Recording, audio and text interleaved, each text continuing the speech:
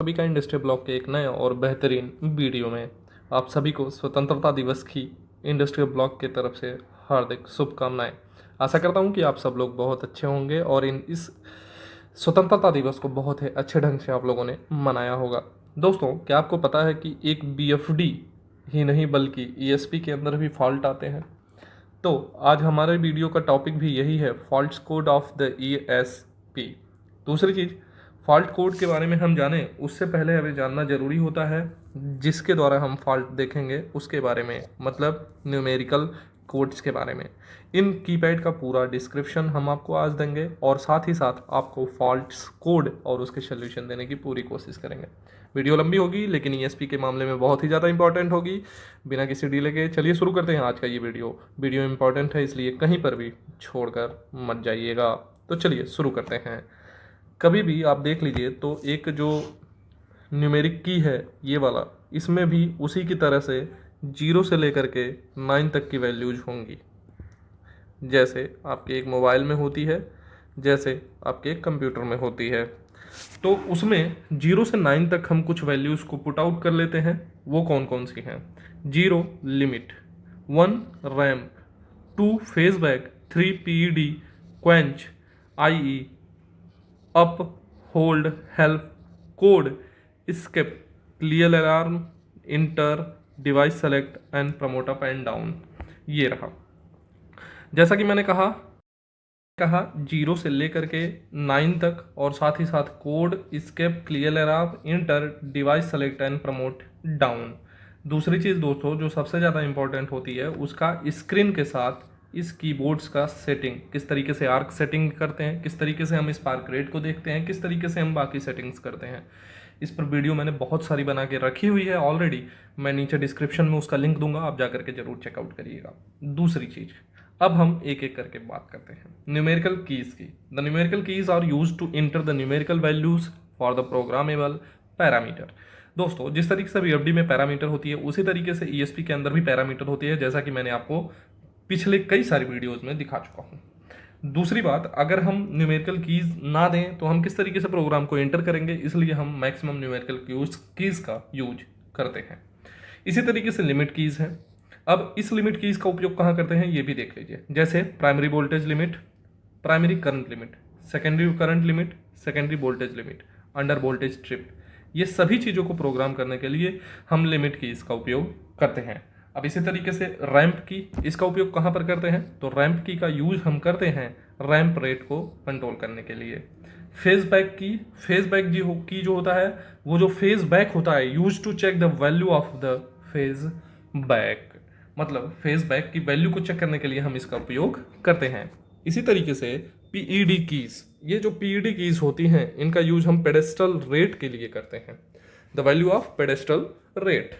चलिए अब क्वेंच की के बारे में जान लेते हैं। तो क्वेंच कीज जो होती हैं, जैसे programmable range, see programmed label and operating ranges जो होती हैं वो सारे इस की के द्वारा देखी जाती हैं। आगे बढ़ें क्या?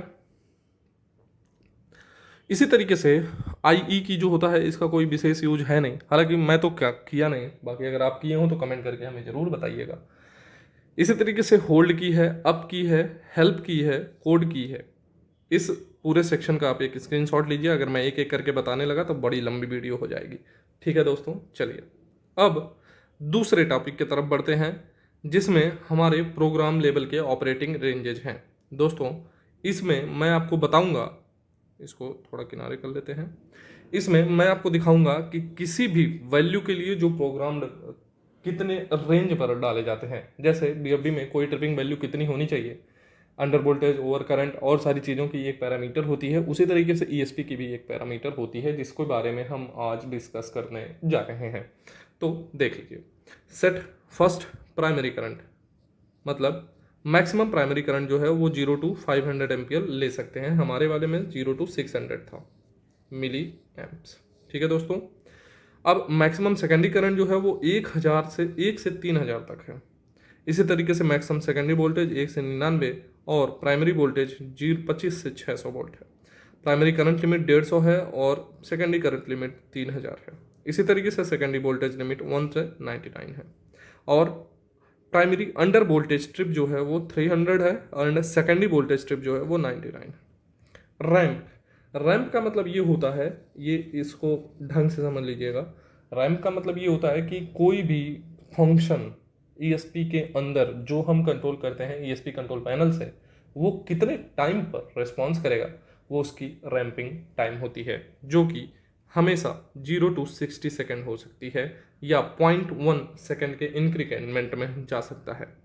इसी तरीके से फेज बैक कितना होगा, तो दोस्तों फेज बैक जो होगा वो 99%, पेडेस्ट्रियल मतलब जो साइकिल गैप होगा वो 0 to 10 होगा, क्वेंच टाइम 1 to 9 साइकिल, और क्वेंच मोड 0 और 1। दूसरी चीज 0 क्या होता है और 1 क्या होता है।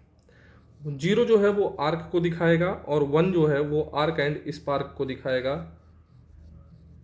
ठीक है दोस्तों, अब ये जो आर्क और स्पार्क होता है, इन चीज़ों में बड़ा डिफरेंस होता है, वो हम इंटर करेंगे जब, तब हम समझेंगे कि किस तरीके से हम इसको आइडेंटिफाई करते हैं।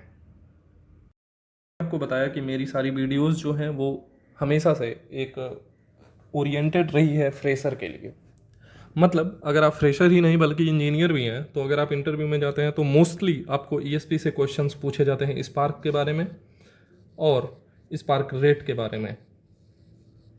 अगर एक अच्छा इंटरव्यूअर है तो ये दोनों क्वेश्चन 110% पुटअप करेगा। और मैक्सिमम क्या होता है, स्पार्क रेट क्या होता है और स्पार्क रेट का कंट्रोल आपने कितना सेटिंग किया हुआ है वो पूछता है। तो दूसरी चीज़ जो सबसे इंपॉर्टेंट है वो है स्पार्क रेट कंट्रोल 0 से 1। मतलब 0 जो होगा वो डिसेबल होगा और 1 जो होगा वो इनेबल होगा। इसलिए हमेशा से आप जा करके देखिए अपने सेटिंग में कि क्या आपने 0 to 1 में कौन सा सेक्शन पुटअप किया है। अगर आपने 0 किया है तो मतलब आप स्पार्क रेट कंट्रोलिंग नहीं चाहते हो, और अगर आप 1 किए हो तो स्पार्क रेट पर कंट्रोलिंग चाहते हो। अब ये निर्भर आप पर करेगा कि आप चाहते हो या नहीं। ऑब्वियस सी बात है, हम ईएसपी लगाएं तो स्पार्क कंट्रोल करेंगे, तो इसलिए हम हमेशा सेटिंग 1 पर रखेंगे।